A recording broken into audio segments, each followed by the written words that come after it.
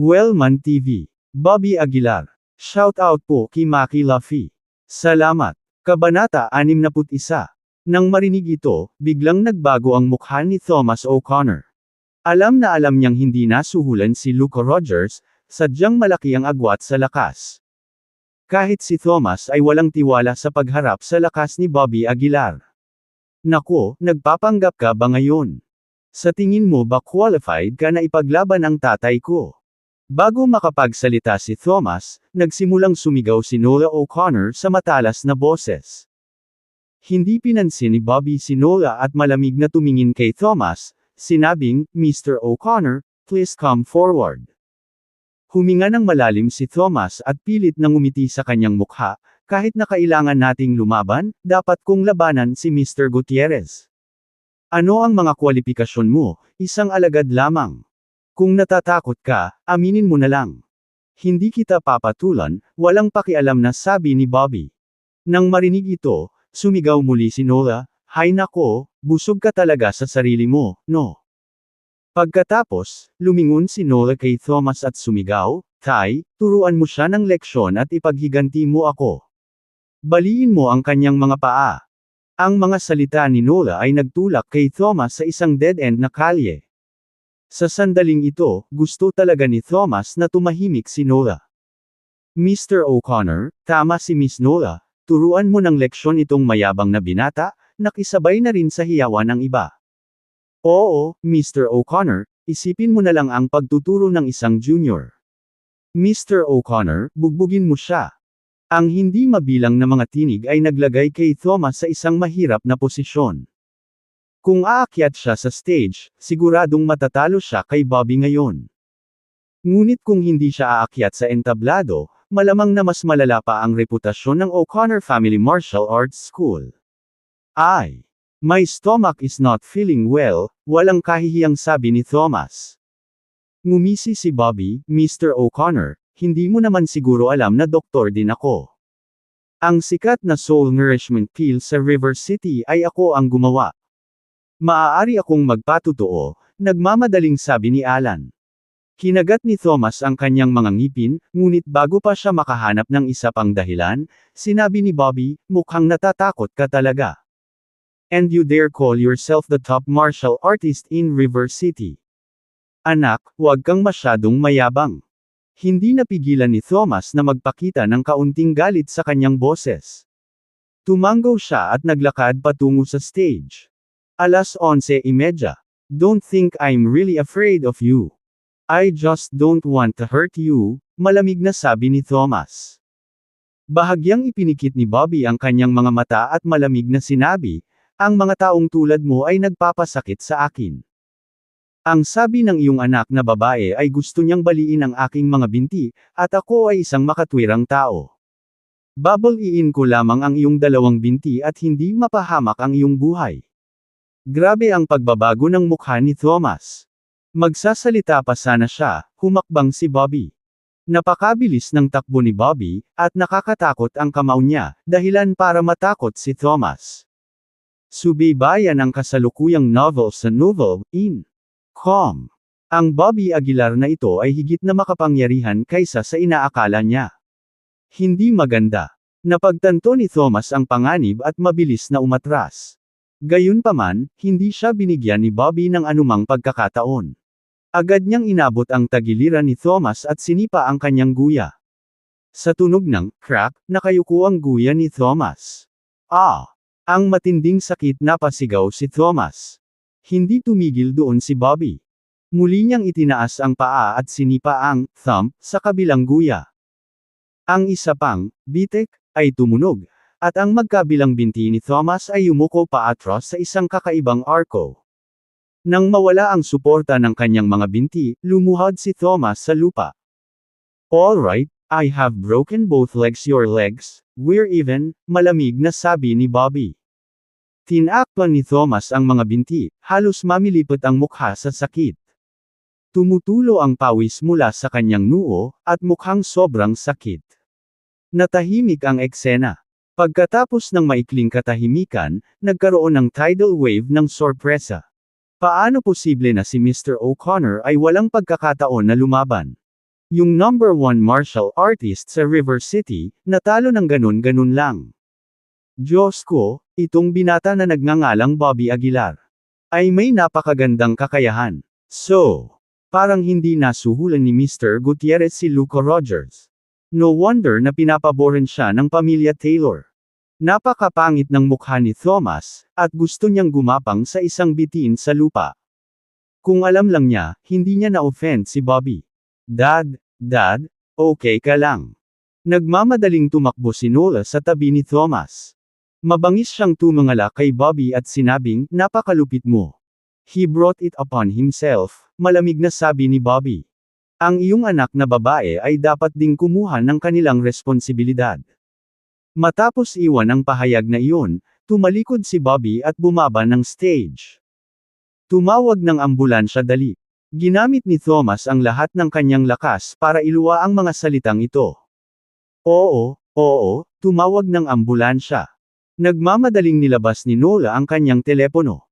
Samantala, umalis na si Bobby sa sports hall kasama sina Anson Gutierrez at iba pa. Sa pagbabalik, hindi napigilan ni G. Gutierrez na sabihin, Mr. Aguilar, salamat sa iyong tulong. Ako, si Gutierrez, ay laging tatandaan ang iyong kabutihan.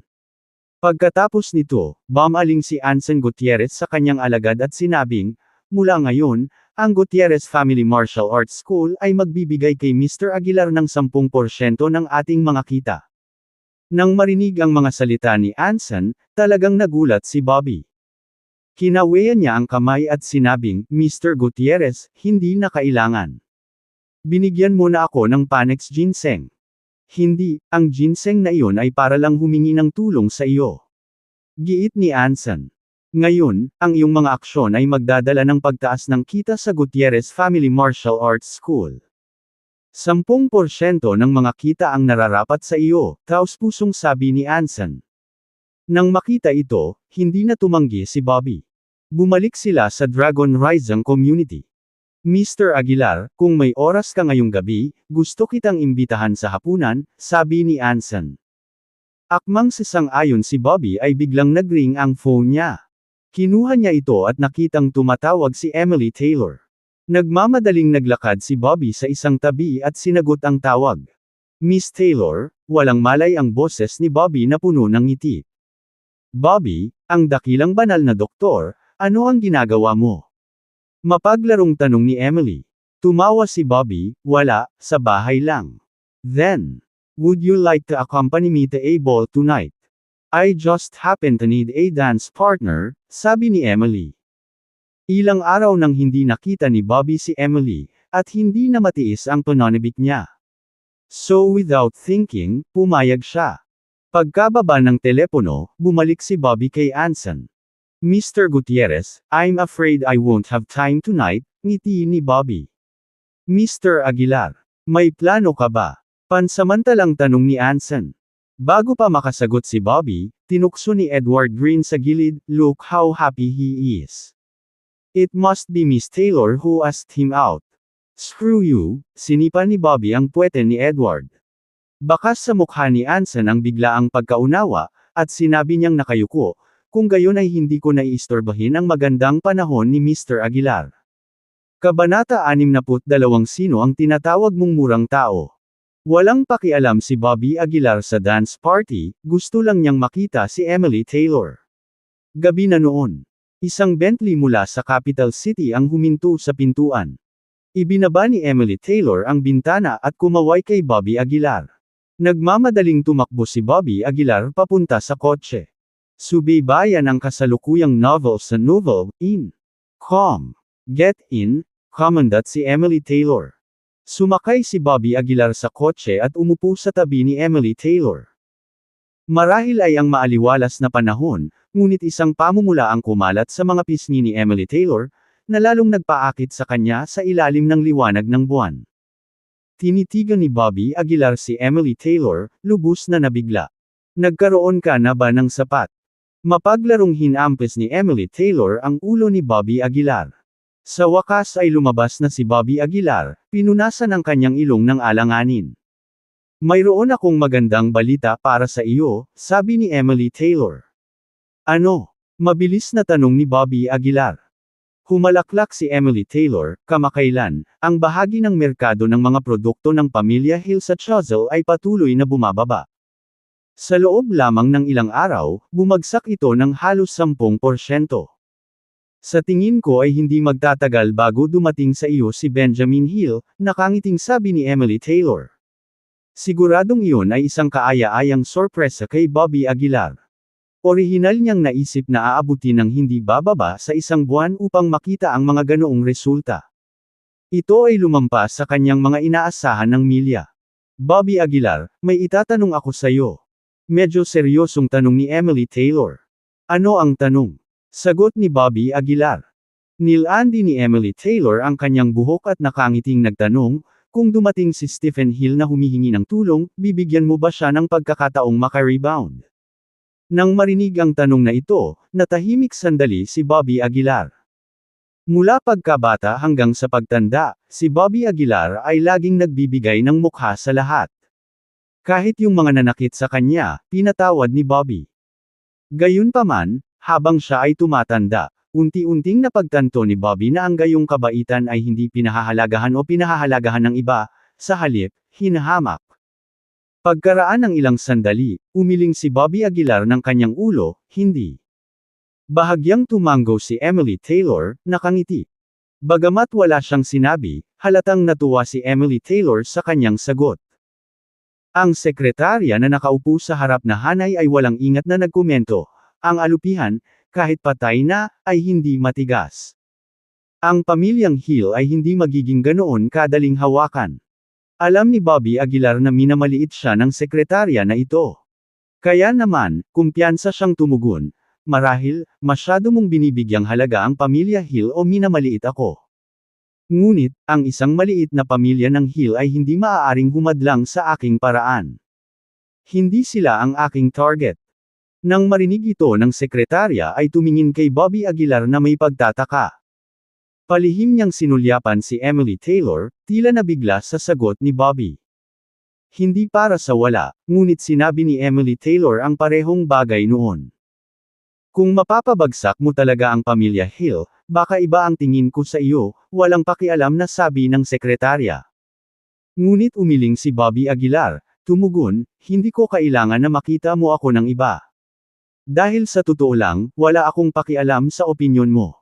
Ikaw. Natigilan ang sekretarya, hindi nakapagsalita. Si Emily Taylor naman ay tahimik na tumatawa sa eksena. Dumating ang sasakyan sa hotel kung saan gaganapin ang cocktail party sa rooftop. Hintayin mo ako dito, sabi ni Emily Taylor sa sekretarya. Yes, miss, tumanggo ang sekretarya. Pagkatapos, sabay na pumasok sina Emily Taylor at Bobby Aguilar sa hotel. Pagdating nila sa rooftop, iniabot ni Emily Taylor ang kanyang braso at inilibot ang kanyang mga mata kay Bobby, kailangan ko bang turuan ka kung ano ang gagawin? Sandaling natigilan si Bobby Aguilar. Mabilis niyang hinawakan ang braso ni Emily Taylor. I've never been to anything like this before. Awkward na pag-amin ni Bobby Aguilar. Ayos lang, parami ng parami in the future. Tumawa si Emily Taylor. Sa oras na ito, dumating din ang dalawa pa sa party. Bailey, nakahiga pa rin si Uncle Connor sa ospital, at hindi maganda ang pakiramdam ko. Bakit kailangan nating pumunta sa party na ito? Frustration na sabi ni Luca Rogers. Siya ay nagtitiis ng sakit sa kanyang mga tadyang, na kung saan ay lubos na paghihirap. Well, I wouldn't be much help if I stayed in the hospital. Tsaka, never pa akong nakapunta sa ganyang party. Huni ni Nola O'Connor. Kumunot ang noo ni Luca, na lalong naiinis kay Nola. Mabilis na nakarating ang dalawa sa rooftop. Pagkatapos ipakita ang imbitasyon, dumiretso sila sa party. Wow! Ang galing dito! Pagpasok pa lang nila sa party, excited na sumigaw si Nola. 31 minuto pasado alas 11. Proud din na sabi ni Luca, bagamat hindi ako taga Ilog City, medyo marami akong kaibigan dito. Ang hotel na ito ay ang pinakamataas na gusali sa River City, nakatayo dito maaari mong matano ang karamihan sa River City. Pagyayabang ni Luca. Mabilis na tumango si Nola, standing here, I feel like rule the world. Tawa ng tawa si Luca, wait till you meet my friend, he hold a high status in River City. Nang matapos siyang magsalita ay kumunat ang noo ni Luca at nakita niya si Bobby Aguilar sa hindi kalayuan. Bakit nandito rin siya? Kumunat ang noo ni Luca. Mula nang maranasan niya ang lakas ni Bobby, nagkaroon si Luca ng psychological shadow kay Bobby. Ang pagkikita sa kanya sa party na ito ay tiyak na masamang balita. Sana, hindi siya makita ni Nola, tahimik na hiling ni Luca. Alam niya ng malinaw, kung napansin ni Nola si Bobby, mapanghamong siya ay pupuntahan niya ito. Higit pa rito, napansin ni Luca na hindi nananakit ng mga babae si Bobby. Kaya, malamang sa halip ay ilalabas niya ang kanyang galit sa kanya. Hanem. Nandito din ang bastos na yun. Sa sandaling ito, biglang sumigaw si Nola. Agad na nagdilim ang mukha ni Luca. Nagkatotoo ang kinatatakutan mo. Luca, tingnan mo, ang hamak na yan. Tara na, gusto kong pumunta doon at I-cuss out siya. Galit na bulalas ni Nola. Umubo si Luca at sinabing, hindi ba mas mabuting huwag na lang gumawa ng eksena sa party? No worries, kung maglakas loob si Bobby na manggulo dito, siguradong hindi siya pababayaan ng may-ari ng hotel. Nakangusong sabi ni Nola. Bagamat matapang siyang nagsalita, medyo nakaramdam pa rin ng takot si Luca. Ang huling paghaharap ay lubos na natakot sa kanya. Luca, hindi ka naman natatakot di ba? Inilibot ni Nola ang kanyang mga mata. Nang marinig ito, nilunok ni Luca ang kanyang takot at sumagot, natatakot. Sino? Ako. Natakot sa kanya. Hinahanap ko siya para mag-settle ng scores. Let's go. Nang matapos magsalita, tumungo ang dalawa kay Bobby Aguilar. Habang nasa daan, tahimik na nanalangin si Luca, sana hindi maglakas loob si Bobby na makipag-away, baka ma-hospital ulit ako. Maya-maya, dumating sila sa likod ni Bobby Aguilar. Bastos ka, kaya nandito ka rin. Umungol si Nola mula sa likuran. Nang marinig ang sigaw, parehong napalingon sina Bobby at Emily. Pagtingin sa dalawa sa harapan, hindi mapigilan ni Bobby na sumimangot, Luca, last time I went easy on you, are you here to pick a fight? Ay! Ibinuka ni Luca ang kanyang bibig, ngunit hindi naglakas loob na gumawa ng tunog. Lay talk. Galit na umungol si Nola. On what grounds are you qualified to attend this kind of party? You hurt my father, you think it's over just like that? Huminto si Nola. 13. Bastard, mabuti pang mawala ka na ngayon, o papatayin kita. Masungit na umungol si Nola. Kabanata 63. Naging malamig ang mukha ni Emily Taylor, saglit na pinipigilan ng kanyang malakas na presensya si Nola O'Connor. Si Nola O'Connor, na palaging walang takot, ay hindi inaasahang naiwang tulala sa sandaling ito. Ay! Sabi ko, anong kinalaman mo dito? Matigas na tanong ni Nola O'Connor. Malamig na tiningnan ni Emily Taylor si Nola O'Connor at sinabing, sabi mo hamak siya. Tama, hamak siya. Ngumuso si Nola O'Connor. Gayunpaman, sa sandaling matapos magsalita si Nola, isang malinaw na sampal ang lumitaw sa kanyang mukha. Sinampal ni Emily Taylor ang mukha ni Nola O'Connor. Tinakpan ni Nola O'Connor ang kanyang mukha, natulala saglit. Wala pang nakatama sa kanya ng ganito. You dared to hit me. Bulalas ni Nola O'Connor na nanlalaki ang mga mata. Malamig na sagot ni Emily Taylor, kung maglakas loob kang magsalita muli ng walang kaparirikan, pupunitin ko ang iyong bibig upang hindi ka na makapagsalita pa.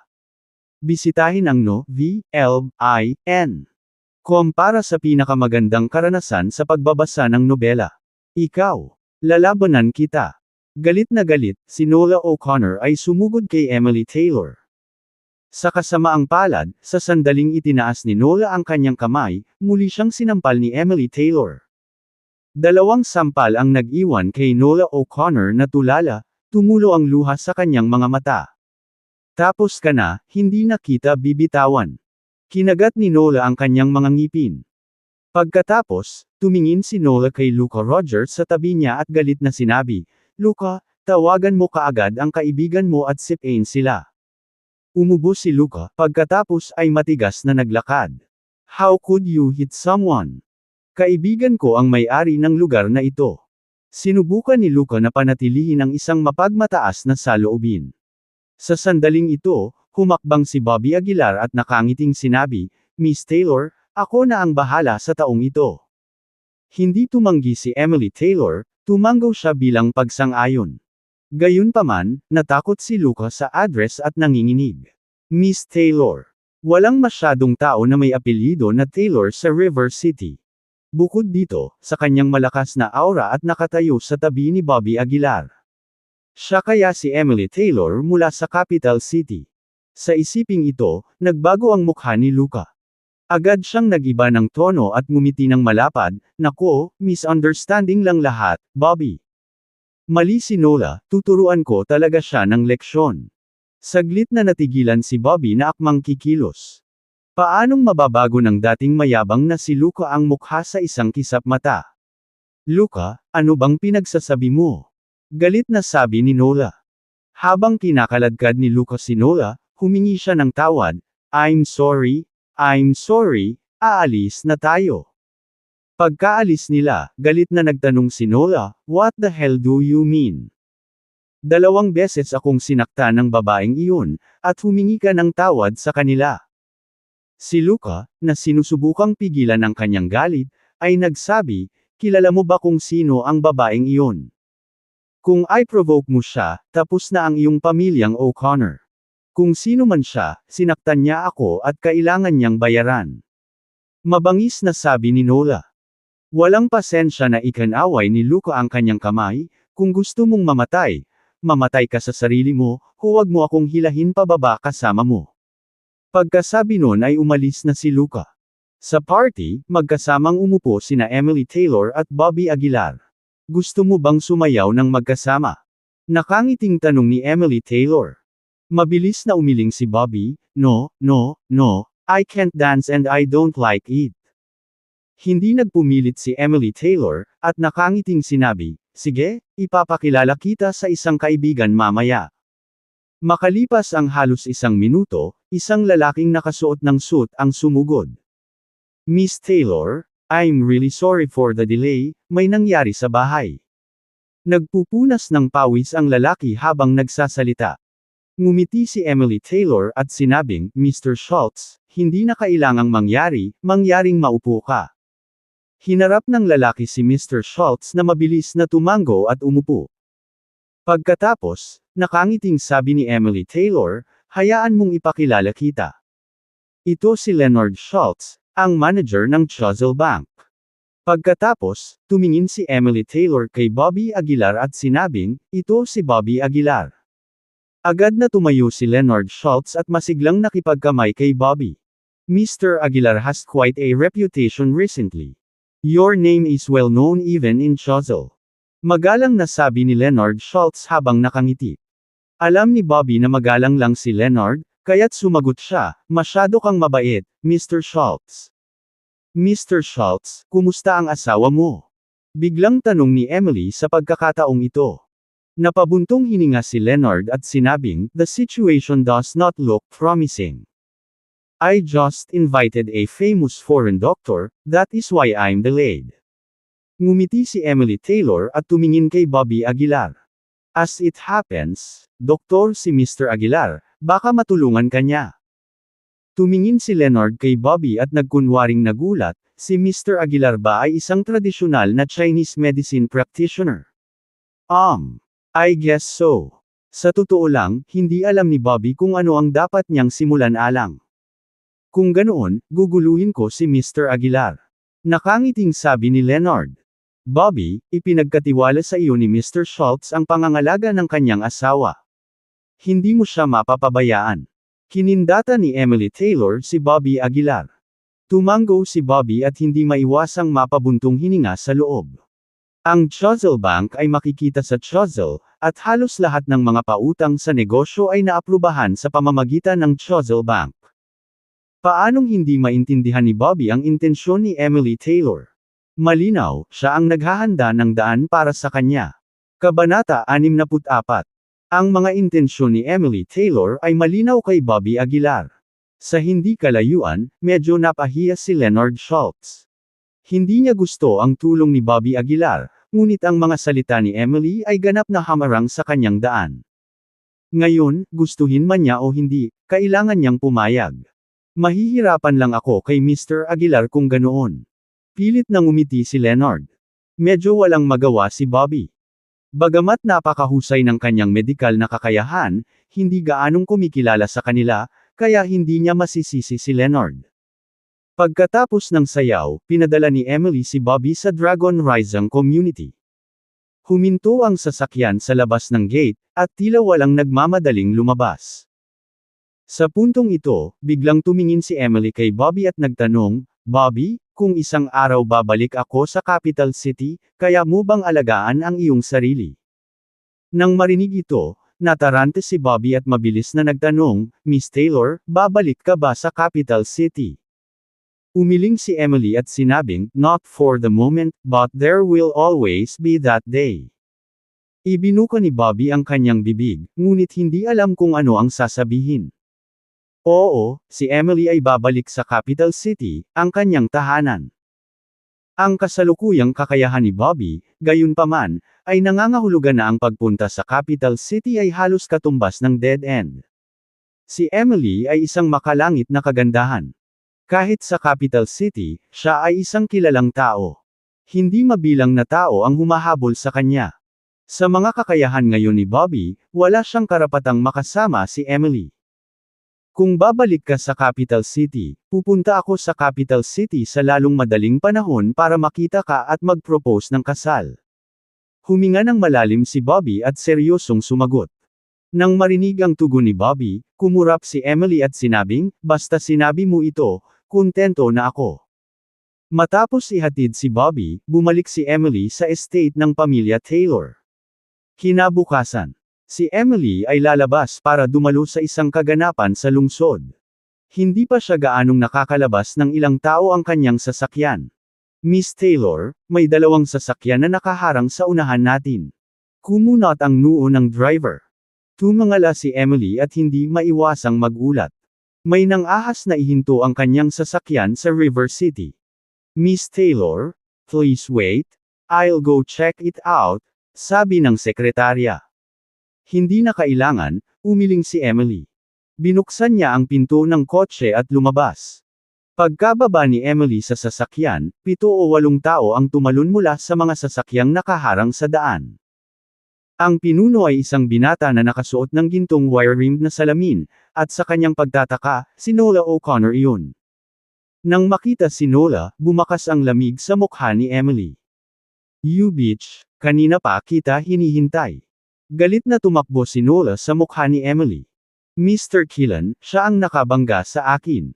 Galit na sabi ni Nola. Habang naglalakad si Mr. Killen at nakita ang mukha ni Emily, hindi niya maiwasang mapabuntong hininga. Siya ay isang nakamamanghang kagandahan. "Bilasan mo at turuan mo siya ng leksyon." Udyok ni Nola sa gilid. Ngumiti si Mr. Killen at lumapit kay Emily, mahinang sabi, "Miss, seeing how beautiful you are, I really can't bear to do anything. How about you apologize to Nola, and we'll let bygones be bygones?"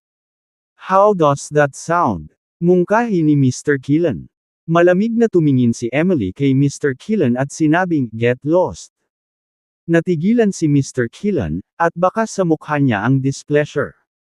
"Kahit na mahilig akong pahalagahan ang patas na kasarian, hindi ibig sabihin na wala akong init ng ulo," malamig na sabi ni Mr. Killen.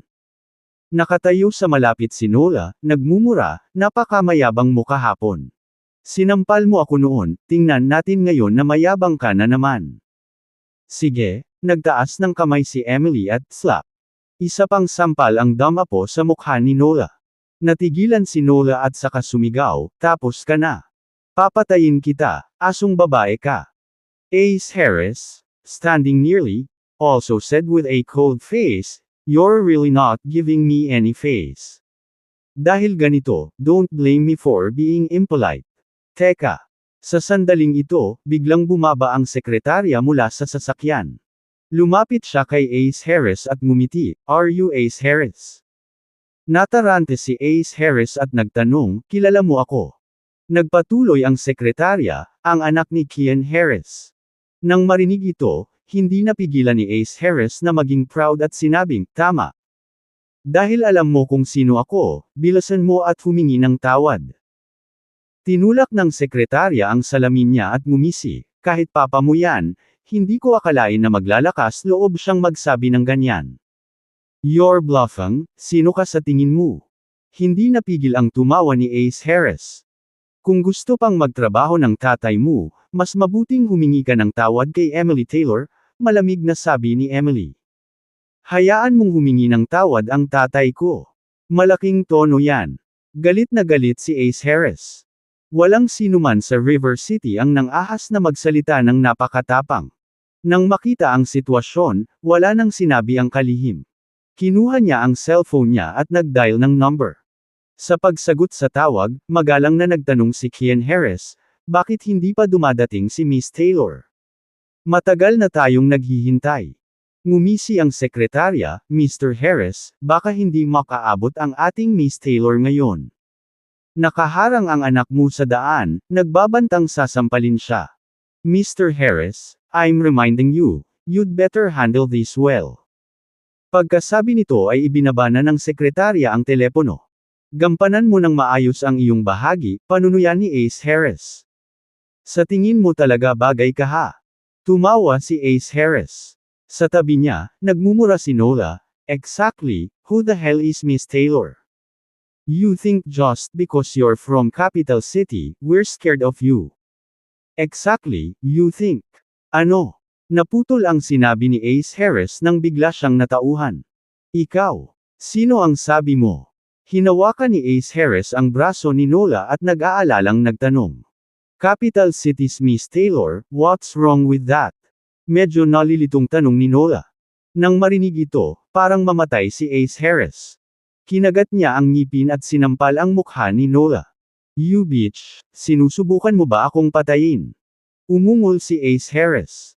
Pagkasabi niyon ay dali-daling tumingin si Ace Harris kay Emily at nanginginig na boses ang sinabi, Miss Taylor, I didn't know it was you.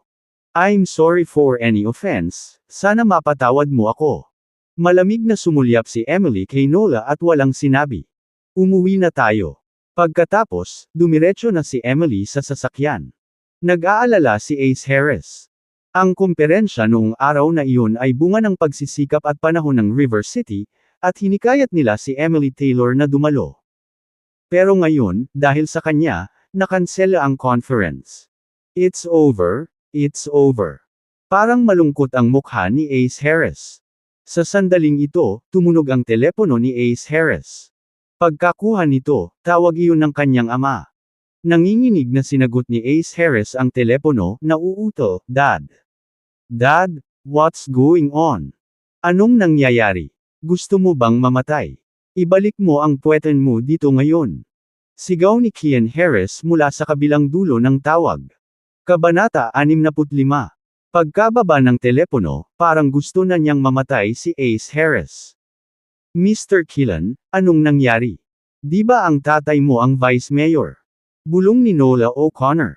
Pinandilata ni Ace Harris si Nola na nasa harapan niya, gusto niya itong katayin.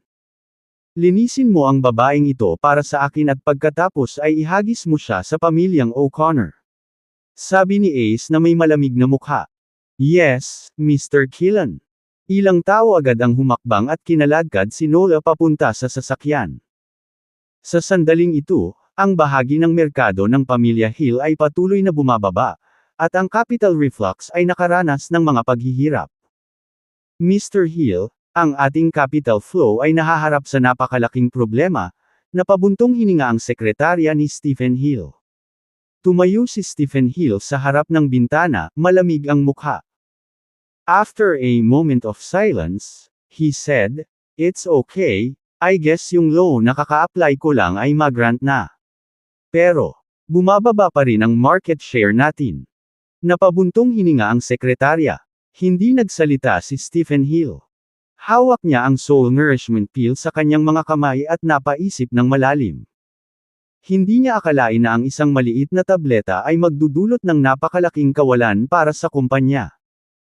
Ang hindi pa inaasahan ni Stephen Hill ay na inaasahan na ni Emily Taylor ang kakulangan sa pondo sa pamilya Hill at ang pag-aproba ng utang. Kaya naman ipinakilala niya si Bobby Aguilar sa presidente ng Chuzell Bank. Ang lahat ay tila nasa loob ng inaasahan ni Emily Taylor. Mr. Aguilar, saan tayo pupunta? Sa puntong ito, dumating sina Bobby Aguilar at Edward Green sa istasyon ng bus. Ngumiti si Bobby Aguilar, sa Shiglan City. Bagamat iminungkahi ni Leonard Schultz na dalhin ang kanyang asawa sa River City, siya ay isang pasyente at hindi kayang bayaran ang abala, kaya tumanggi si Bobby Aguilar. Nakatayo sa pasukan ng istasyon ng bus, bumili ng 2 tiket sina Bobby Aguilar at Edward Green. Mr. Aguilar, bakit hindi ka bumili ng kotse? Masyadong low-key ang pagsakay sa bus, tahimik na ungol ni Edward Green sa waiting room. Inilibot ni Bobby Aguilar ang kanyang mga mata at sinabing, ordinaryong tao lang ako. Ano ang big deal sa pagsakay sa bus? Hindi yun ang ibig kong sabihin, paliwanag ni Edward Green. Kaya lang hindi ka kapos sa pera ngayon. Why bother? Hindi natapos ni Edward Green ang kanyang pangungusap, ngunit malinaw ang kanyang kahulugan. Bahagyang tumango si Bobby Aguilar at sinabing, totoo na hindi ako nagkukulang sa pera ngayon, ngunit ang pera ay dapat nagastusin kung saan ito pinakakailangan. Ang pagbili ng kotse ay hindi magdadala ng malaking pagbabalik sa Bobby Aguilar, mas mababa kaysa sa mga benepisyo ng paggamit ng pampublikong transportasyon. Bukod dito, si Bobby Aguilar ay hindi isang walang kabuluhang tao at hindi kailangan ng kotse upang pagandahin ang kanyang sarili. Makalipas ang halos 10 minuto, sumakay na silang dalawa sa sasakyan patungong Shiglan City. Pagkaupo nila ay tinapik agad ang balikat ni Bobby Aguilar. Paglingon niya ay nakita niya ang isang magandang bihis na babae na matamang nakatitig sa kanya. Ikaw ba, Bobby Aguilar? Pansamantalang tanong niya. Maingat na pinagmasdan ni Bobby Aguilar ang dalaga at biglang napabulalas, ikaw si Ada Polly. Oo, ako ito, Bobby Aguilar. Hindi ko inaasahan na dito kita makikita.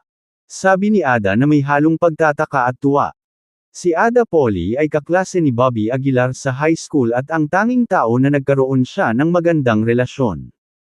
Ito ay hindi dahil sa kung ano paman kundi dahil ang background ni Ada Polly ay katulad ng kay Bobby Aguilar. Pareho silang ulila mula pagkabata at napabayan sa kanilang klase. Noong nakaraang class reunion, hindi rin naimbitahan si Ada Polly. Mahigit 1 dekada na, at malaki ang pinagbago mo, hindi napigilan ni Bobby Aguilar na mapabuntong hininga habang nakatingin kay Ada. Naalala pa niya na si Ada ay isang ordinaryong babae lamang na hindi marunong magbihis kapag nasa paaralan. Ngayon ay lumaki na siya bilang isang magandang binibini. Kayo rin, medyo nahihiyang sabi ni Ada. Nga pala, sa Shiglan City ka rin ba magtatrabaho? Tanong ni Ada. Umiling si Bobby Aguilar at ngumiti, may gagamutan ako. Gamutin. Medyo nagulat si Ada. After all these years, naging doktor ka na, bahagyang natigilan si Ada. Ngumiti lang si Bobby Aguilar nang hindi nagpapaliwanag.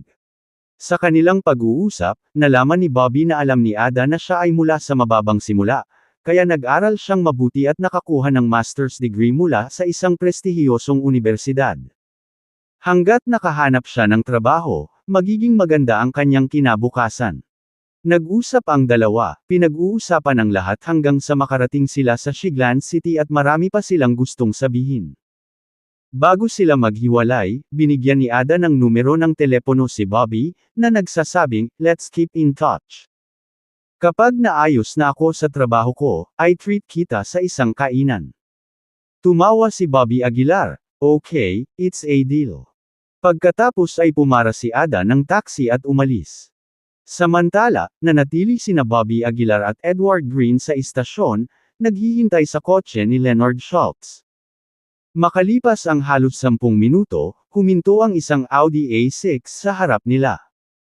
Sa kotse, sumimangot ang anak ni Leonard Schultz na si Jonathan Schultz at sinabing, Dad, gusto mo ba talagang gamutin itong si Bobby Aguilar si nanay?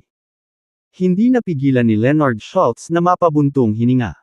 Natural na hindi siya nagtitiwala kay Bobby Aguilar, ngunit masyadong halata ang intensyon ni Emily Taylor. Ito ay isang kompromiso na kailangang gawin ni Leonard Schultz.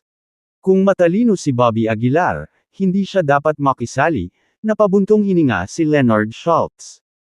Nag-aalalang tanong ni Jonathan, paano kung ipilit niyang makisali? Sumikip ang mukha ni Leonard Schultz, puno ng pag-aalala. For your mom's sake, I can only offend the Taylor family, Leonard Schultz gritted his teeth, as if making a big decision.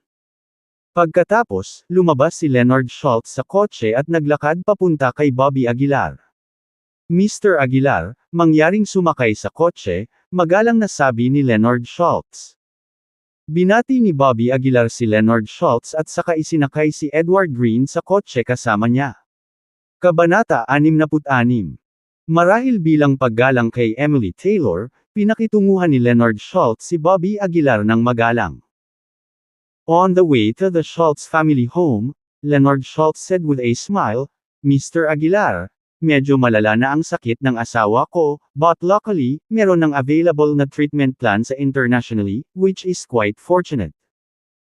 Kahit na ang mga salita ni Leonard Schultz ay napakataktika, si Bobby Aguilar ay nakakabasa pa rin sa pagitan ng mga linya, na nagpapahiwatig na hindi niya kailangang magbigay ng paggamot para sa sakit. Mr. Schultz, if there is a better treatment plan for your wife, then natural that would be the best outcome. Our goal is to have your wife get healthy, nakangiting sagot ni Bobby Aguilar. Nang marinig ang mga salita ni Bobby Aguilar, tuwang-tuwa si Leonard Schultz. Mabilis niyang ikinapit ang kanyang mga kamay at sinabing, Mr. Aguilar, makatiyak ka, may inihanda akong regalo para sa iyo bilang tanda ng pagpapahalaga, at dapat mong tanggapin ito. Talagang hindi na kailangan, winagiway ni Bobby Aguilar ang kanyang kamay. Mr. Aguilar, mangyaring tanggapin ito, ang aming pamilya ay hindi gustong magkaroon ng utang sa iba, sabi ni Jonathan Schultz. Ang pinagmuli ng nilalamang ito no, L.B.N. Totoo, si Leonard Schultz ay hindi kailanman nagkautang ng anumang pabor sa sinuman. Hindi na nagsalita pa si Bobby Aguilar, at tumanggo na lang bilang pagsang-ayon. Bumilis ang sasakyan patungo sa tirahan ng pamilya Schultz, at hindi nagtagal ay huminto sa isang high-end na residential area. Pagkatapos, sinundan ni Bobby Aguilar si Leonard Schultz hanggang sa apartment. Sa sala, bukod sa mga taong naroroon, may isang binata sa edad na 30s. Napaka-elegante ng pananamit ng binata, na may pambihirang kilos, mukhang matagumpay na propesyonal. Mr. Howe, lumapit si Leonard Schultz sa binata at nakipagkamay dito. Tumanggo ang lalaki na kinilalang si Mr. Howe, at pagkatapos ay nabaling ang tingin niya kay Bobby Aguilar, puno ng kuryosidad ang kanyang mga mata. Nang makita ito, dali-dali siyang ipinakilala ni Leonard Schultz, ito si Matthias Howe, isang doktor na kababalik lang mula sa pag-aaral sa ibang bansa sa loob ng maraming taon. Pagkatapos, lumingon si Leonard Schultz kay Bobby Aguilar at sinabing, ito si Mr. Aguilar.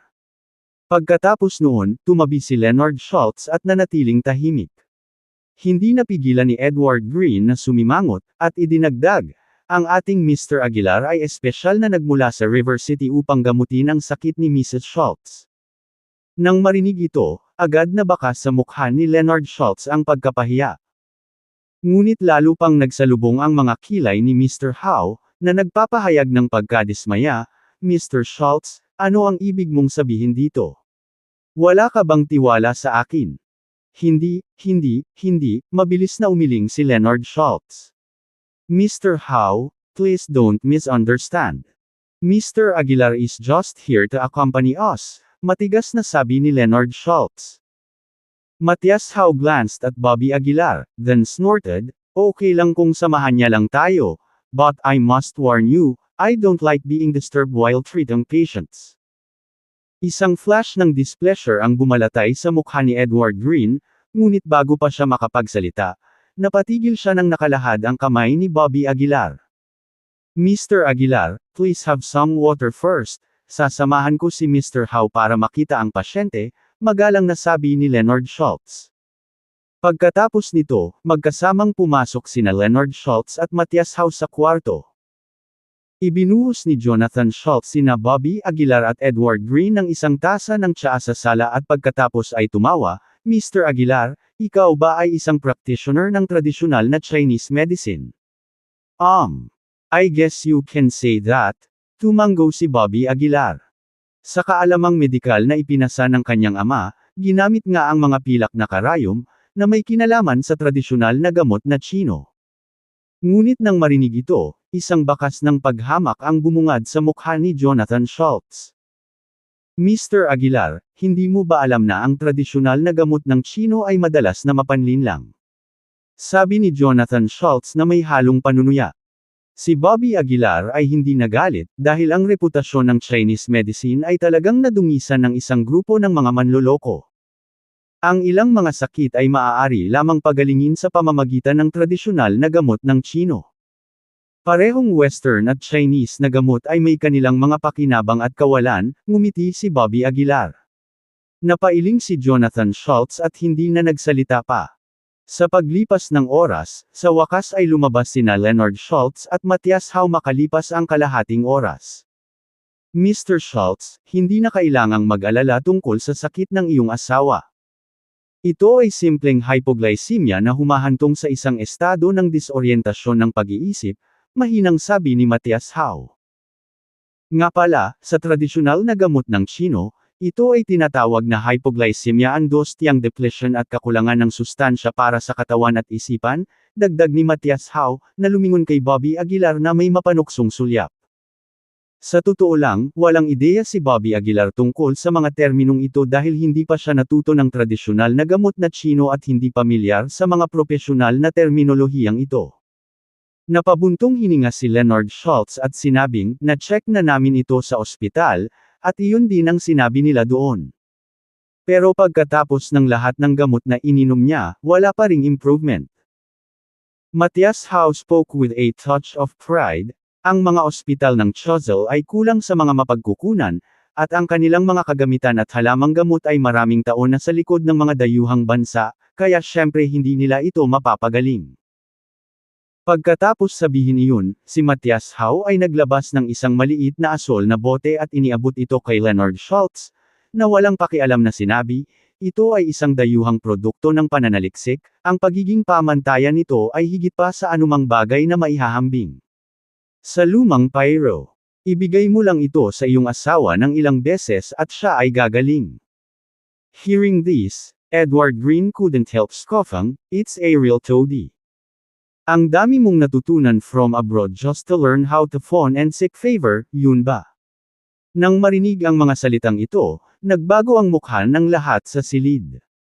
Lalo na si Matthias Howe, na pinagalitan, "Itong Mr. Aguilar, please control your subordinate. He's not my subordinate, he's my friend." At saka, sa tingin ko tama ang sinabi niya, walang ekspresyong sabi ni Bobby Aguilar.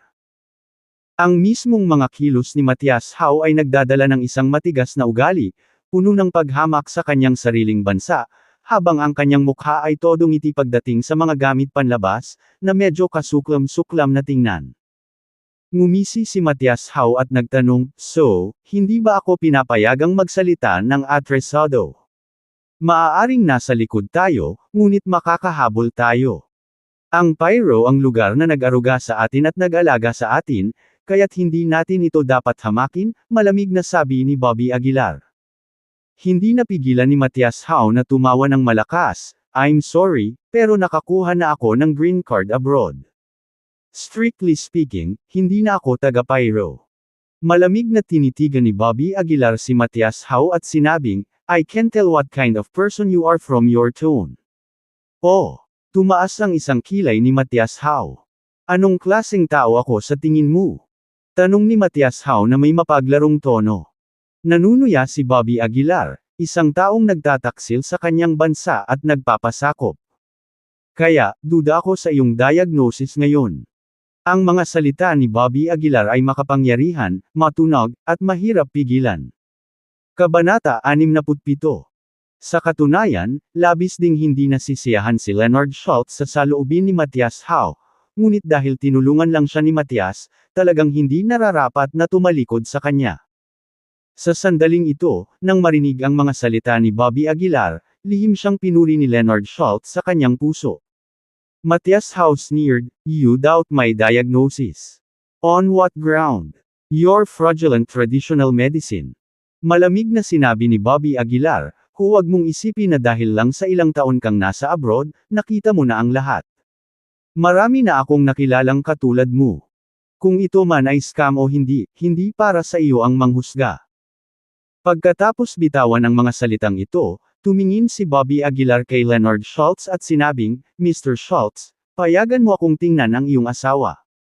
Ano sa palagay mo? Mr. Schultz, sa tingin mo ba kailangan yan? Medyo may pananakot ang tono ni Matias Howe. Bisitahin ang no.VLIN.com para sa pinakamagandang karanasan sa pagbabasa ng nobela. Medyo nahiya ang mukha ni Leonard Schultz, habang pinipilit ang sarili na sabihin, dahil nandito siya, tingnan mo si Mr. Aguilar. Tingnan mo. Nagdilim ang mukha ni Matias Howe habang ngumuso, kung ganoon, hindi mo ako kailangan. Hayaan mo siyang gamutin ang asawa mo.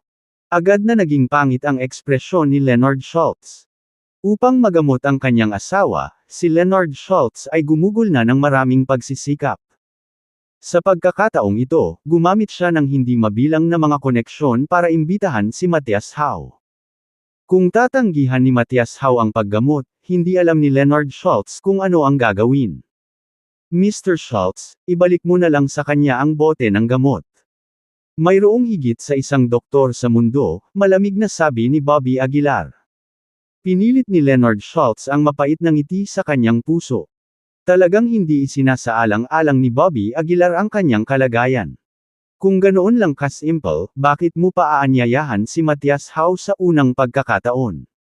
Mr. Schultz. Nakita ni Bobby Aguilar na hindi natinag si Leonard Schultz, kaya humakbang siya pasulong.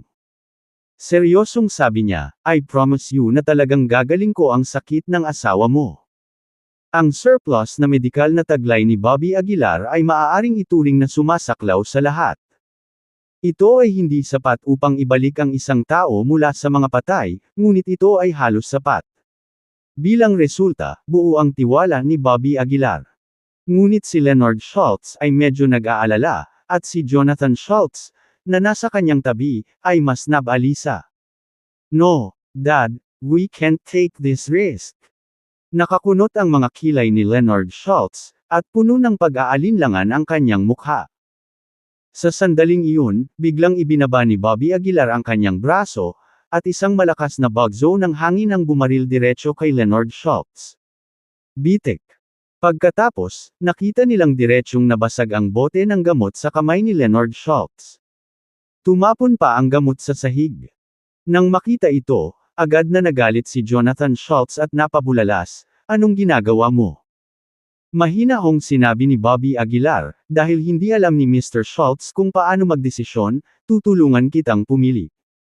Ibinuka ni Leonard Schultz ang kanyang bibig, at kahit nagalit siya sa loob, hindi niya ito maibulalas.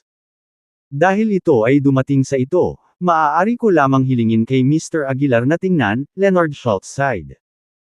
Sa hindi kalayuan, napangisi si Matias Howe, Mr. Schultz, ito ang magiging pinakamalaking pagkakamali na gagawin mo sa iyong buhay. Hindi siya pinansin ni Bobby Aguilar at humakbang patungo sa kwarto ni Leonard Schultz. Pagbukas ng pinto ay nakita niya ang isang babaeng mapatla ang mukha na nakahiga sa kama. Siya ay tila napakahina, kahit na nahihirapang magsalita. Hindi kumibo si Bobby Aguilar, at sa dalawang hakbang, nasa gilid siya ng babae. Mrs. Schultz, please relax, magalang na sabi ni Bobby Aguilar. Pagkatapos magsalita, dahan-daang itinaas ni Bobby Aguilar ang kanyang kamay at inilagay ito sa kanyang noo. Medical treatment ba ang tawag dito? Hindi napigilan ni Matias Howe na mapamura. Nagsimulang lumaki ang pag-aalala sa puso ni Leonard Schultz. Mula nang magkasakit ang kanyang asawa, humingi siya ng medikal na payo mula sa hindi mabilang na mga doktor, parehong Chinese at Western, ngunit hindi pa siya nakakita ng ganoong paraan ng paggamot. Kapag may nangyari sa nanay ko, I swear ipaglalaban kita. Nagbanta si Jonathan Schultz sa pamamagitan ng nagngangalit na mga ngipin. Natahimik si Bobby Aguilar, at ipinatong lang ang kamay sa ulo ng babae. Makalipas ang ilang minuto, tuluyang tinanggal ni Bobby ang kamay niya. Mr. Aguilar, kamusta? Nag-aalalang tanong ni Leonard.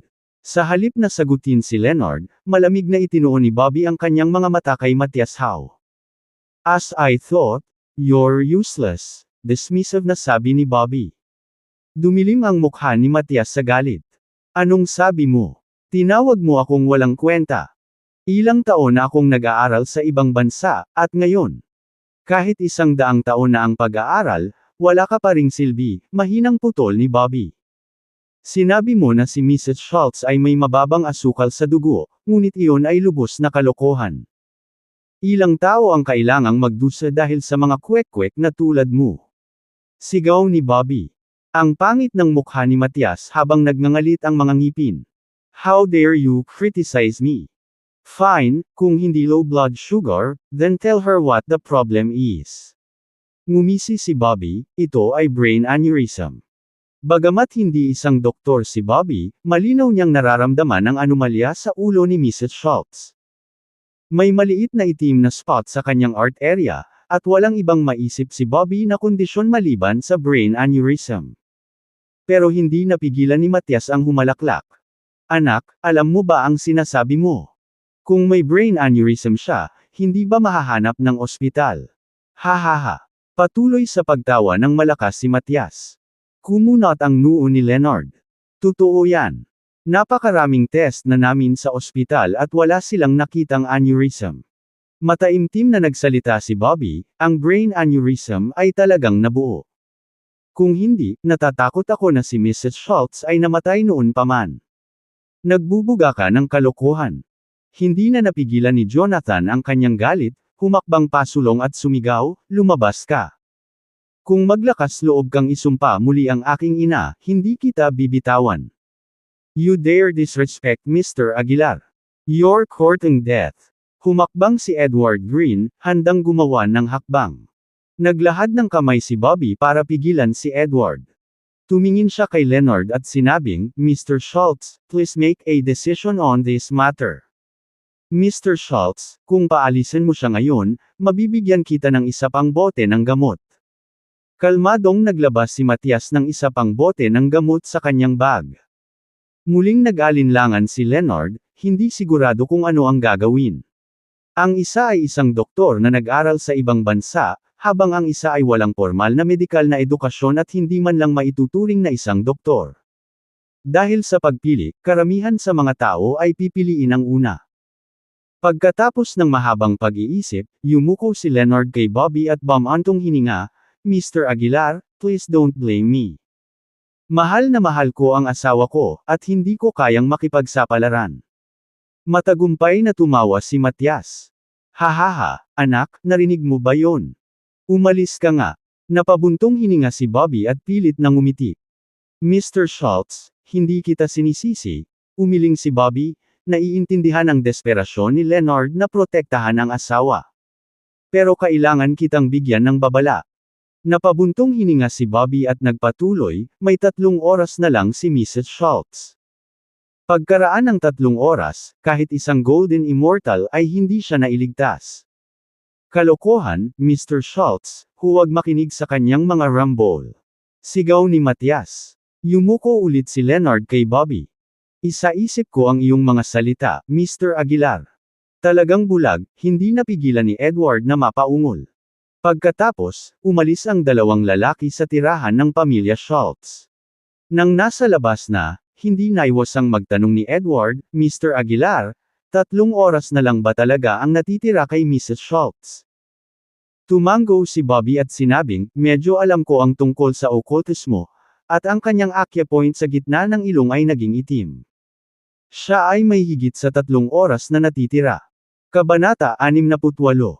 Matapos tapusin ang kanyang pangungusap, lumingon si Bobby Aguilar kay Edward Green, na nagtuturo, bumili ka sa akin ng isang kahon ng pilak na karayom. Mga karayom ng pilak. Natigilan si Edward Green, Mr. Aguilar, ano ang kailangan mo sa mga silver needles?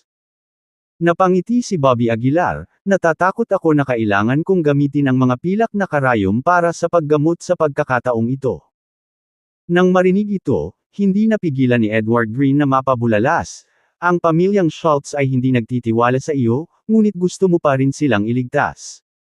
Mr. Aguilar, ikaw nga ay nagtataglay ng mahabaging puso ng isang tunay na manggagamot. Kumaway lang ng kamay si Bobby Aguilar, hindi na nagsalita pa. Samantala, sa kwarto ng pamilya Schultz, sinisiraan ni Matthias Hau si Leonard Schultz. Mr. Schultz, sa'yo lang mangyayari to. Kung sino pa, matagal na akong umalis. Galit na pahayag ni Matthias Hau. Yes, yes, yes. Please do continue with my wife's treatment, Dr. Hau. Nagmamadaling sagot ni Leonard Schultz na nakangiti. Ngumuso si Matthias Hau, hindi na kailangang magmadali, kontrolado ko ang lahat. Gayun din, sa puntong ito, huminto si Matthias Hau. Napagkasunduan natin dati ang $160,000 para sa diagnosis fee, tama ba? Oras na para taasan ang presyo. Mahinang sabi ni Matthias Hau. Nagbago ang mukha ni Leonard Schultz, at awkward niyang sinabi, Dr. Hau, hindi ba nararapat na itaas ang presyo sa oras na ito? At ako, kung hindi mo itataas ang presyo, aalis na ako. Nagbanta si Matthias Hau. Mabilis na pinigilan ni Leonard Schultz si Matthias Hau upang pigilan siya sa pag-alis, at nagmamadaling tumango, okay, sumasang-ayon ako sa iyo, gaano man kalaki ang gusto mong taasan ang presyo. Yun pa lang, dagdagan mo pa ng $160,000. Walang pakialam na sabi ni Matthias Hau. Okay, $160,000 pa yan. Sumang-ayon si Leonard Schultz nang walang pag-aalinlangan.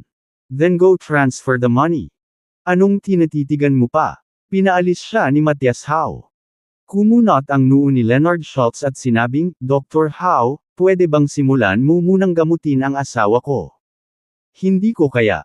Paano kung gumaling ang sakit at hindi ka nagbayad? Sabi ni Matthias Hau sabay nguso. Si Leonard Schultz ay pinagalitan si Matthias Hau ng daan-daang beses sa kanyang isipan. Ngunit wala siyang ibang pagpipilian at maaari lamang siyang sumang-ayon. Jonathan, ilipat mo ang pera kay Dr. Hau. Sinabi ni Leonard Schultz sa pamamagitan ng pagngangalit ng mga ngipin. Ang lahat ng ito ay dahil kay Bobby Aguilar, sayang ang $160,000, reklamo ni Jonathan. Pagkasabi niya noon ay nagmamadaling lumabas ng bahay si Jonathan. Si Leonard Schultz ay nakatayo sa tabi ng kama na balisang. Nang makitang naghihirap ang kanyang asawa sa kama, nakaramdam siya ng matinding pagkain. No need to worry, everything is under my control. Walang pakialam na sabi ni Matthias Hau. Lumipas ang 1 oras at sa wakas ay nakauwi na rin si Jonathan. Nailipat na ang pera. Hinihingal na sabi ni Jonathan. Inilabas ni Matthias Hau ang kanyang telepono upang tingnan, pagkatapos ay tumango bilang kasiyahan. Ang kabanatang ito ay na-updated ng NOVA.com. Kumuha siya ng isang maliit na bote ng gamot at iniabot ito kay Mrs. Schultz, at sinabing, inumin mo ito. Mrs. Schultz tumingin lubhang mahina, at medyo nahihibang. Tulala niyang kinuha ang bote ng gamot, hirap na ibinuka ang kanyang bibig, at nilunok ang gamot. Honey, anong nararamdaman mo? Nag-aalalang tanong ni Leonard Schultz. Binuksan ni Mrs. Schultz ang kanyang bibig, ngunit walang sinabi. Ngunit ang kanyang mga ekspresyon ay nagpapakita na siya ay hindi maganda ang pakiramdam. Huwag kang magmadali, hindi naman ganun kabilis. Sabi ni Matthias Hau. Kahit isang instant effect na gamot ay tatagal ng hindi bababa sa kalahating oras upang gumana. Maghintay tayo. Bagamat labis na nag-aalala si Leonard Schultz, tumango lamang siya. Ikuha mo ako ng isang palayok ng tubig, nauuhaw ako. Ikan-away ni Matthias Hau ang kanyang kamay. Puntahan mo si Dr. Hau ng inumin. Utos ni Leonard Schultz. Agad na tumakbo palabas si Jonathan, inilabas niya ang mga dahon ng tsaa na pinagyaman sa loob ng maraming taon at ginawang isang kaldero ng tsaa para kay Matthias Hau. Sa sandaling ito, patuloy na nakita si Leonard Schultz sa orasan. Nang matapos ang oras, mabilis siyang tumakbo sa tabi ng kama at nagtanong, Honey, ano ang nararamdaman mo ngayon? 1354. Lalong namutla ang kutis ni Mrs. Schultz, at namutla ang ekspresyon nito, marahil sa sakit. Si Matthias Howe ay nakaupo sa gilid ng kama, umiinom ng tsaa at naghihintay. Samantala, nakatayo sina Leonard Schultz at Jonathan. Ang tsaa na ito ay medyo masarap. Sadyang komento ni Matthias Howe. Napangiti si Leonard Schultz. Hanggat mapapagaling ni Dr. Howe ang sakit ng aking asawa, ibibigay ko ang mga dahon ng tsaa sa darating. Hey, maraming salamat, Mr. Schultz. Tumango si Matthias Howe na may kasiyahan. Lumipas ang oras bawat segundo, at bago nila namalayan, ilang oras na ang lumipas. Sa sandaling ito, patuloy na nakita si Leonard Schultz sa orasan. Nang matapos ang oras, mabilis siyang tumakbo sa tabi ng kama at nagtanong, "Honey, ano ang nararamdaman mo ngayon?" Lalong namutla ang kutis ni Mrs. Schultz, at namutla ang ekspresyon nito, marahil sa sakit. Ibinuka niya ang kanyang bibig, sinusubukang sabihin ang isang bagay. Sa sumunod na segundo, nawalan siya ng malay. "Honey, nanay." Nang masaksihan ito, sumugod ang mag-amang Schultz at mahigpit na hinawakan si Mrs. Schultz. "Honey, what's wrong? Wake up." Gulat na sabi ni Leonard Schultz. Hindi alintana kung paano siya tumawag, hindi tumugon si Mrs. Schultz. "What on earth is going on? You said it will take effect in half an hour." Lumingon si Jonathan sa galit, hinawakan si Matthias Howe sa kwelyo, at humingi ng paliwanag. Medyo pangit din ang mukha ni Matthias Howe, at gulat na sabi niya, "Ay. Hindi ko rin alam, baka matagalan pa. Hihintayin kita." Galit na sumuntok si Jonathan at humarap kay Matthias Howe. "Tigilan mo na siya." Sa sandaling iyon, biglang sumigaw si Leonard Schultz.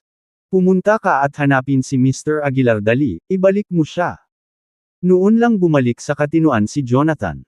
Binitawan niya si Matthias Howe, tinuro ang kanyang ilong, at sinabing, "Maghintay ka lang." Kabanata 69. Gayunpaman, noon lang napagtanto ni Leonard Schultz na hindi niya inalis ang mga detalye ng contact ni Bobby Aguilar.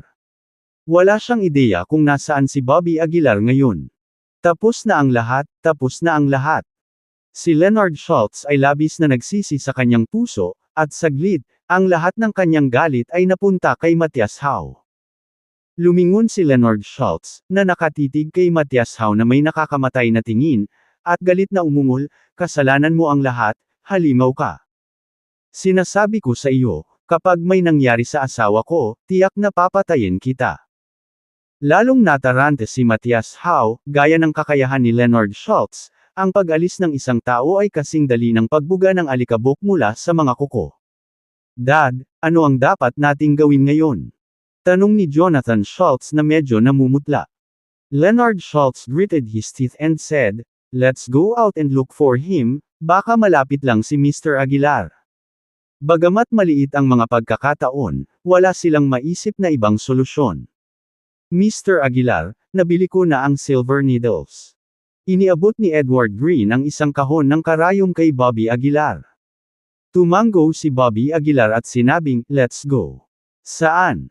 Naguguluhan na tanong ni Edward Green. Ngumiti si Bobby Aguilar at sinabing, "Kinuwentahin ko ang oras, dapat hinahanap tayo ngayon ni Leonard Schultz." "Paano niya tayo mahahanap?" Hindi talaga naniniwala si Edward Green. Hindi nagpaliwanag si Bobby Aguilar, kinuha na lang niya si Edward Green at tinungo ang tirahan ng pamilya Schultz. Si Jonathan Schultz ay umikot sa ground floor ngunit hindi niya mahanap ang figure ni Bobby Aguilar. Ito ay nagpagalit kay Jonathan, at ang kanyang panghihinayang ay umabot sa sukdulang taas sa kanyang puso. "Dad, hindi ko nahanap si Mr. Aguilar," sabi ni Jonathan na parang naubusan ng lakas. Itinaas niya ang kanyang kamay at sinampal ang kanyang sarili sa mukha, na nagsasabing, "Kasalanan ko ang lahat, kasalanan ko ang lahat. Nabigo ako sa aking ina." Pagkasabi nito, lumuhad si Jonathan sa lupa at umiyak. Ganoon din ang naramdaman ni Leonard Schultz. Alam ng lahat sa Chazelle na pinakamamahal niya ang kanyang asawa, at kaya niyang isuko ang lahat para sa kanya. Ngayon, nakatingin sa walang malay niyang asawa na nakahiga sa kama, gusto pa niyang mamatay. Kung may mangyari sa iyo, sasamahan kita. Umupo si Leonard Schultz sa tabi ng kama, marahang hinawakan ang mukha ng asawa, at mahinang bumulong.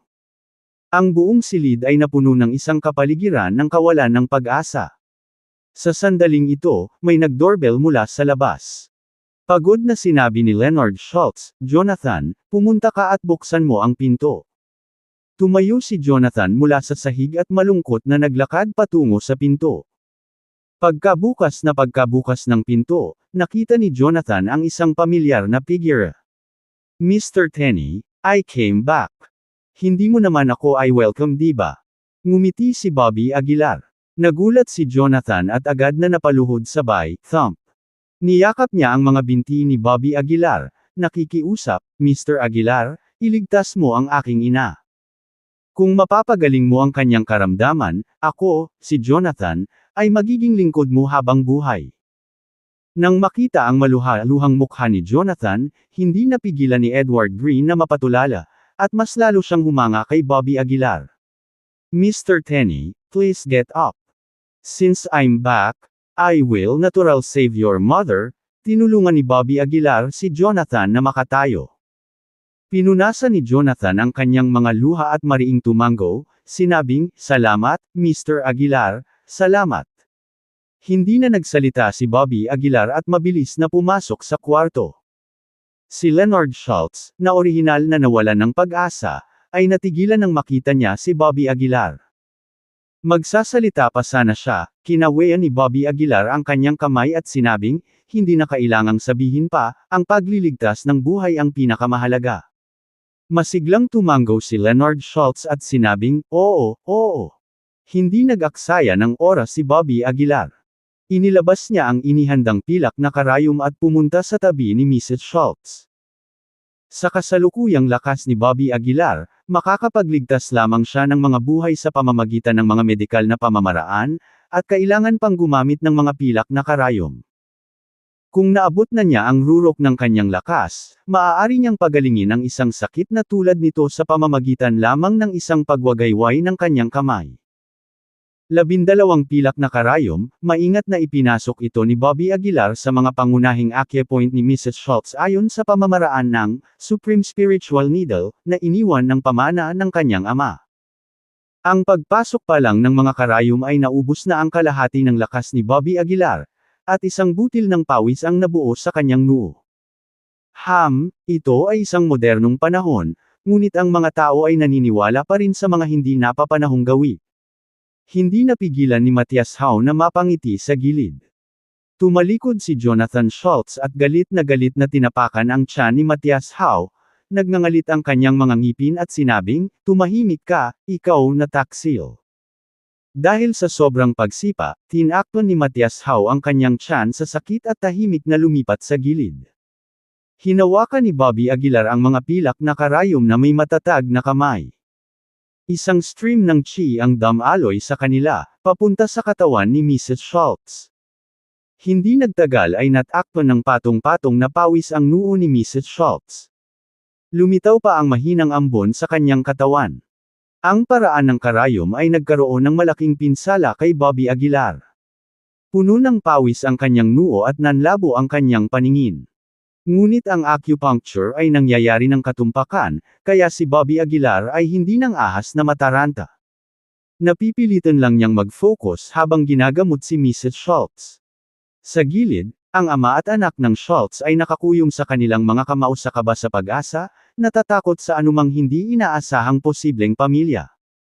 Mabilis na lumipas ang oras, at sa isang kisap mata, kalahating oras na ang lumipas. Gayunpaman, hindi pa kumpleto ang paggamot kay Bobby Aguilar. "Mr. Aguilar, gaano pa katagal? Huwag mong istorbohin si Mr. Aguilar." Putol ni Leonard Schultz nang magsasalita na sana si Jonathan. Nang bumagsak ang kanyang mga salita, sa wakas ay nabitawan ni Bobby Aguilar ang mga karayom. Ang mundo sa harap ng kanyang mga mata ay lumabo, at siya ay tila pagod, na parabang siya ay naubos ng lahat ng lakas. "Mr. Aguilar, kumusta ang asawa ko?" Nagmamadaling humakbang si Leonard Schultz para magtanong. Mahina na ikinaway ni Bobby Aguilar ang kanyang kamay at sinabing, "Tapos na." Maghintay hanggang sa alisin ko ang mga karayom, at sa kalahating oras, naniniwala akong madyay gising si Mrs. Schultz. Parang mangyayari talaga, mahinang ungol ni Matias Howe. Maging si Jonathan Schultz ay medyo nag-aalala. Kumunot ang noo niya at sinabing, Mr. Aguilar, dapat walang aksidente.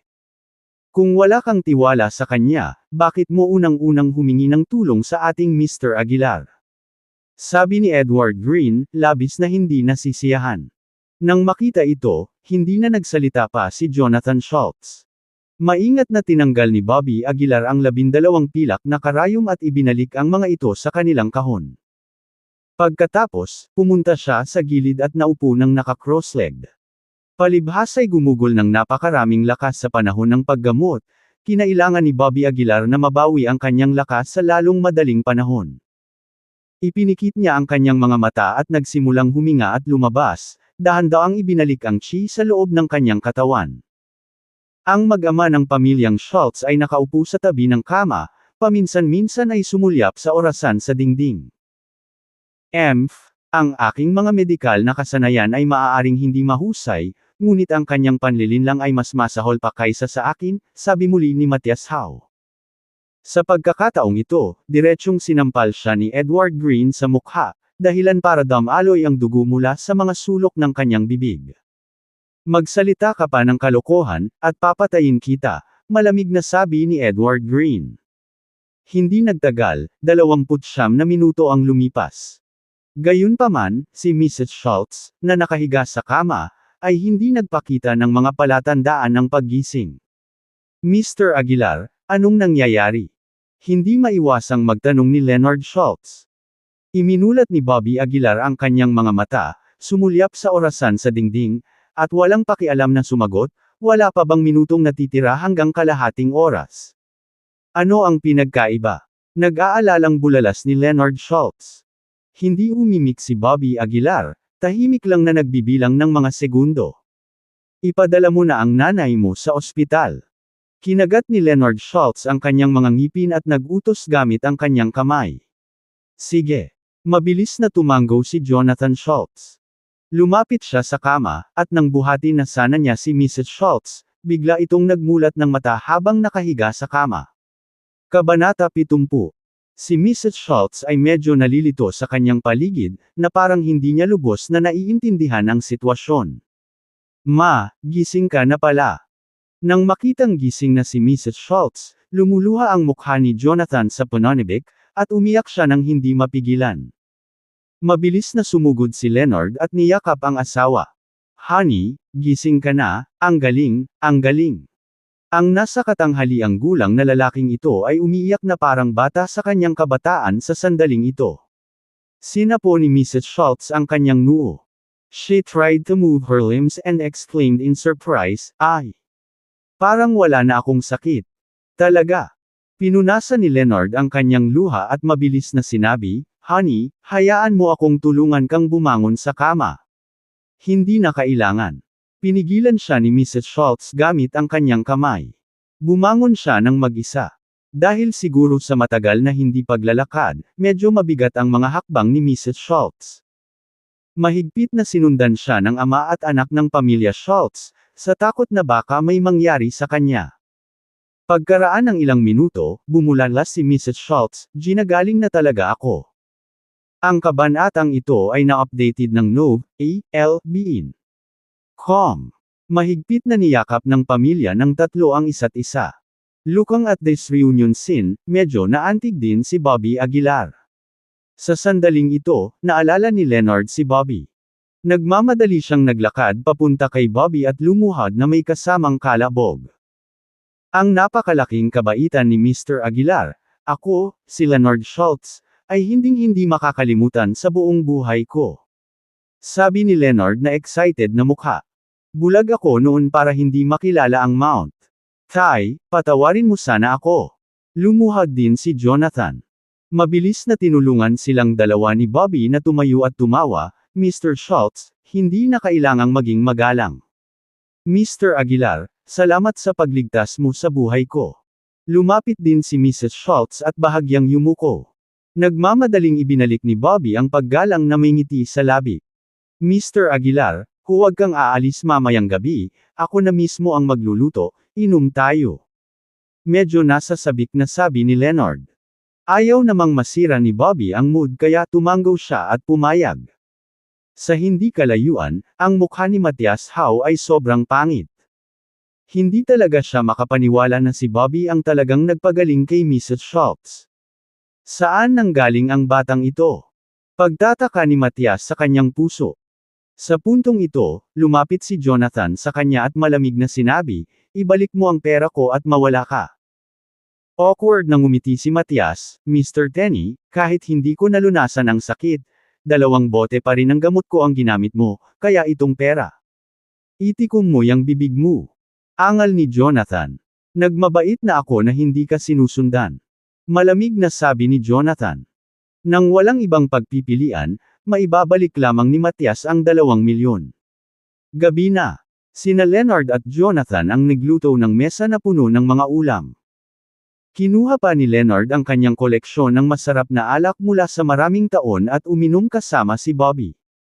Pagkatapos ng 3 ikot ng alak, tumingin si Leonard kay Jonathan at sinabing, ilabas mo ang inihandang regalo. Sige. Agad namang tumango si Jonathan. Makalipas ang ilang minuto, bumalik si Jonathan na may dalang kahon ng regalo sa kanyang kamay. Bago pa man buksan ang kahon ng regalo, naamoy ni Bobby ang isang malakas na halimuyak ng mga halamang gamot. This is. Napasinghot ng malakas si Bobby sa ilong, at hindi napigil ang matuwa. Sabi ni Leonard, sinabi sa akin ni Miss Taylor na mahilig ka raw sa mga halamang gamot. Ito ay isang Chiangbai Mountain Wild Ginseng na ibinigay sa akin ng isang matalik na kaibigan ilang taon na ang nakakaraan. Sana ay tanggapin ito ni Mr. Aguilar ng nakangiti. Mabilis na kinuha ni Bobby ang gift box at binuksan ito. Malakas siyang sumangot. Bakas sa mukha niya ang pananabik. Ang ginseng na ito ay dapat na higit sa 30 taong gulang. Ito ay halos ang pinakamahusay na damo na nakita ni Bobby. Mr. Schultz, kung gayon hindi ako magiging magalang. Dahil kailangan ni Bobby ng mga halamang gamot sa ngayon, diretso niya itong tinanggap. Tumawa ng malakas si Leonard, how can a mere herb compare with my wife's life? Mr. Aguilar, if you need anything in the future, just let me know. Paalala nito kay Bobby. Inabot niya ang mga halamang gamot kay Edward Green at pagkatapos ay same time na sinabi, Mr. Schultz, mayroon akong pabor na hihilingin sa iyo, sa totoo lang. Mr. Aguilar, just let me know. Hanggat kaya ko, hindi ako tatanggi. Tinapik ni Leonard ang kanyang dibdib at sinabing. Saglit na nag-alinlangan si Bobby, isang dampi ng malamig na kumikislap sa kanyang mga mata. Pagkatapos, dahan-daang sinabi ni Bobby, nag-loan ba ang pamilya Hill kamakailan mula sa Chuzell Bank? Natigilan si Leonard at saka tumango, sa totoo lang, nag-apply lang si Stephen Hill ng 20 billion loan sa bangko ko for a period of 3 years. Pumayag na ako. Malamig na sabi ni Bobby, Mr. Schultz, gusto kong putulin mo ang kanyang utang, tanggihan ang kanyang aplikasyon, at hindi na muling aprubahan ang pautang para sa pamilya Hill.